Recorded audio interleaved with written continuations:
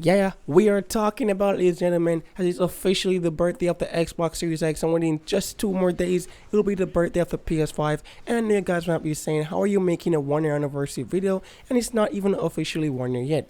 Come on, bro, y'all tripping. It's whatever I want to make it to be. But I'm really making this video because there's a lot I want to talk about. This video has been cut into 2 parts, and this is part 1 right here, what you're watching right now. This is part 1. And in part 1, looking at 4 key features on both these consoles. These 4 key features are listed: the game that I have played on this console and that I have personally enjoyed myself. And after that, we'll talk about the Game Pass these console has to offer. And Game Pass is very important because ain't nobody trying to go broke buying all these new games. We're not trying to do that. And after we're talking about the exclusive, yes, we're talking about the exclusive that have been released for these consoles. And now, listen guys, if it's released for the PS5 and it can be played on the PS4 and the PC, it is still considered an exclusive because it cannot be played on the Xbox Series X or the Xbox One or Xbox Series S. And it's the same thing with the Xbox Series X. If a game is made for the Xbox Series X that cannot be played on the PS5 or the PS4, it is still an exclusive. Well, at least in this video it's gonna be. And lastly, we're looking at is upcoming exclusive. Because if you're gonna buy a console, you're gonna want games you're going to enjoy, knowing that the other consoles won't ever get their hands on it. So those are the 4 big things we'll be covering in this Xbox Series X versus a PS5 1 year anniversary part 1. So let's get into it, guys. No time wasting. Now, for the games I personally played on the PS5 and had a great time with, well, I played a lot of games on the PS5, but we're going to be focusing on 6 of these titles for the sake of getting this video uploaded on time. So I will share 6 titles that I've enjoyed on these separate consoles and the experience I had with them. Now on the PS5, I played Call of Duty Black Ops Cold War, God of War, Marvel Spider-Man Miles Morales, Demon Souls, Ratchet & Clank Rift Apart, and Deathloop. Now, if you notice a pattern with my listing for the games on PS5, you know most of these games are PS5 or PlayStation exclusive, or the single FPS that is on this list. And the reason for COD Black Ops Cold War being on this list is simply because, well, it's an FPS game, and I'm a big fan of it due to sniping, and really, when it comes to FPS, the PS5 controller works a lot better, and for this reason is why I really play COD on this instead of the Xbox Series X. But that's the only reason why. Now, for all the exclusive games on my listing for the PS5, it's simply because it's the reason I bought the PS5, simply for the exclusive, which is definitely worth it. Now, for the games I played on the Xbox Series X, the game I played on the Xbox Series X are Forza Horizon 4 and 5, Assassin's Creed Valhalla, Halo Master Chief Collection, Psychonauts 2, Ori and the Will of the Wisp, and No Man's Sky, which I can't stress enough. These games are just beautiful and overall a smooth experience for playing on the Xbox Series X, and it's nothing like enjoying my favorite games that I love the most. And this console, it just gave me that, this, that, and a lot more. And I played many of these games on the both consoles, both the PS5 and the Xbox Series S, but the Xbox Series S just played a lot better and smoother, but I'll explain why in part 2. But for this one, I definitely gotta go with the Xbox Series X. So that's 1 point for the Xbox Series X. And the reason is because really and truly, the Xbox Series S run many of these games at a higher resolution and a higher frame rate. But this was a close one though, and each console does something the other doesn't. So that's really like a big thing also. But I just gotta give it to the Xbox Series X just because how many of these games are played. Not just first party but also third party games. Let's move on to the next one though, which is Game Live Subscription Services, or the other word for it, Game Pass. Now, the Xbox Series X and PS5 offer 2 different set of Game Pass, but they all strive to do the same thing, and that is giving the consumers a large catalog of games for a low monthly or yearly price. But it's more to it than just that. It's how it is executed that matters. Now, when it comes to which Game Pass offer the most amount of games, it will definitely be the Xbox Series X Game Pass now. Now, the Xbox Series X Game Pass now offers newly released titles and upcoming titles, and also modern titles that was released for the Xbox One, and even older titles that was released for the Xbox 360, and even up to the original Xbox games. And those games are actually almost 2 decades old. And the Xbox Game Pass has a thing where they'll put their first party titles / new exclusive on the Game Pass list, which is a cool thing, but that's where it kind of goes bad for the PS5 Game Pass service, the PS Now, because they don't do that. Now, the PS Now features a ton of games, but most of those games you can only access online, or you have to be online to access, as it is a streaming service with only a few games being able to be downloaded locally, and that can cause some games to have issue while playing, while all the Xbox games can just simply download it locally with no problem.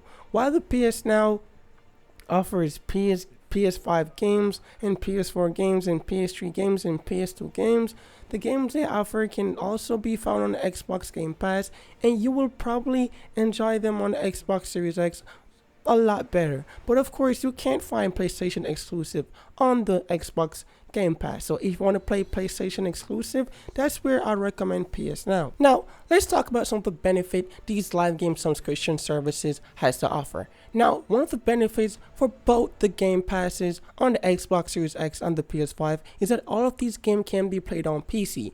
Well, kinda. The Xbox Series X Game Pass works perfectly on PC, since you just have to purchase the Game Pass once and you have access to games on your PC and your Series X or Xbox Series S or Xbox One, it doesn't matter. Now, and that's all for like one low monthly fee. Whilst the PS5, PS Now, you have to purchase the plan separately on PC and PS5. Sad, I know.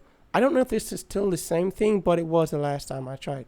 Also, another cool thing that the Xbox Series X Game Pass offer is giving you access to play Xbox Game Pass own games on your mobile devices through cloud gaming.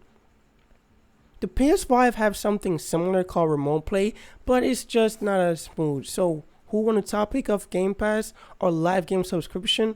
Well, it's the Xbox Series X. I mean, it does have a longer list of games and a longer list of backward compatible games alongside a smoother and much more beautiful games. Like, the games play a lot more smoother and better looking on the Xbox Series X. And you can't go wrong, but keep in mind the Xbox Series X Game Pass is kind of a bit more expensive over the PS5, PS Now. But with the Xbox Game Pass, the extra cost is definitely worth it. Whilst with the PSN Now, it's just a waste of money, to be honest. It's a waste. Yeah, and Microsoft tends to have a lot of deals with Game Pass. Even giving new player the Game Pass for $1 on their first month. So you really can't go wrong here. But enough about Game Pass. Let's move on to the fun part and mostly the important part. And that's definitely exclusive. So let's get in with it. Yeah, so let's talk about exclusive. Spoiler alerts, the Xbox Series X dies. No pun intended, literally. I don't even have to talk about it. Like the Xbox Series X, it's left in the dust. And the only thing left to do is for them to play catch up. It's awful. It's a complete murder scene, if you'd ask me. I mean, the PS5 has Astro's Playroom, a true masterpiece, showing gamers what the PS5 had to offer and truly changing the way I looked at exclusive and the PS5. I mean, that game really showed off the PS5 and all its glory. And then we have gotten Demon Souls, which is just only cheating. I mean, you take a beautiful game, such a beautiful game, bro. Such a beautiful game. I mean, I can't stop. That game is one of the best looking games ever. And it's Dark Souls. And like, you take that and keep it all to yourself. Like, that's just straight up plain mean.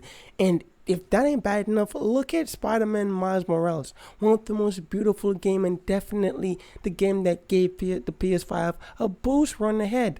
Well, they're going to need it, because whenever Microsoft start kicking off with its exclusive in the right way, alongside with the power of the Xbox Series X, it's going to be game over for the PS5. Trust me. But for now, with the games like Ratchet & Clank, Rift Apart, and many more PS5 games, exclusive games, right now PS5 is chilling. And all the Xbox Series X has to offer as an exclusive is Forza Horizon 5, which just got released a few days ago. And there's a few other games that don't even worth mentioning.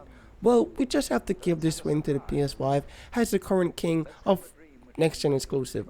But let's move on to the last topic we'll be discussing in this video. And that topic is upcoming exclusive, which is a big thing. Literally a big thing, if not the biggest.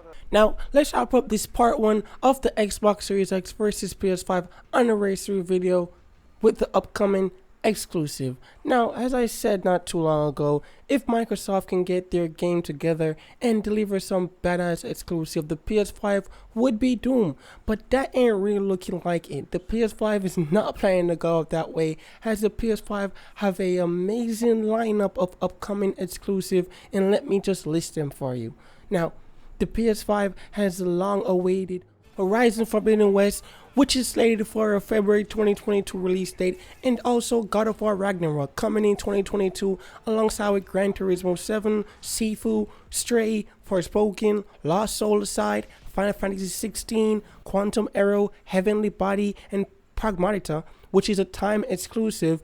We've also got the recently announced Marvel Spider-Man 2, Marvel's Wolverine, and also the Knights of the Old Republic remake, which is also said to be a time exclusive. But I hope you see what I mean.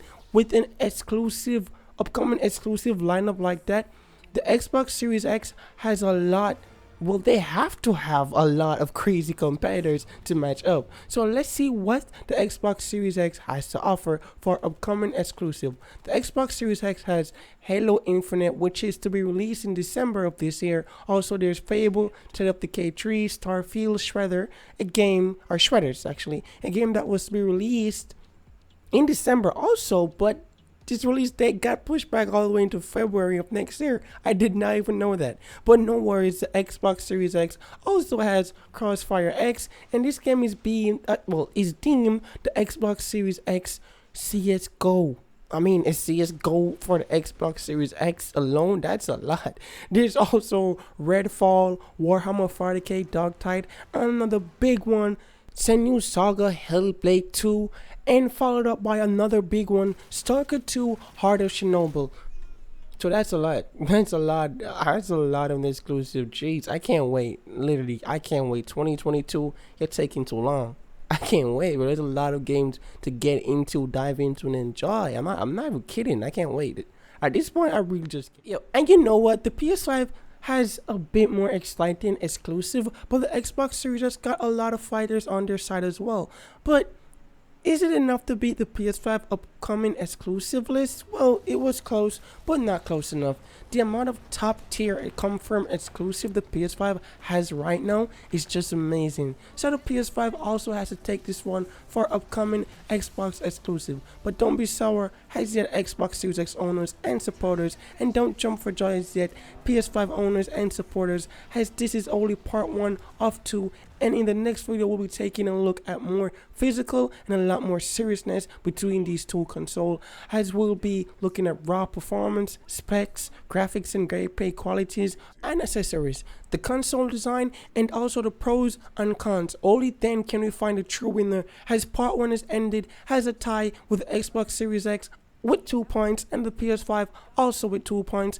But let me hear what you guys think in the comment section, and until part 2, peace out until next time. And for a spoiler, part 2 is being released on the PS5 release date, which is November 12th, so look out for that one, guys. Until next time, peace out. Oh, and leave a like and definitely subscribe to stay tuned. Love y'all. Peace out again.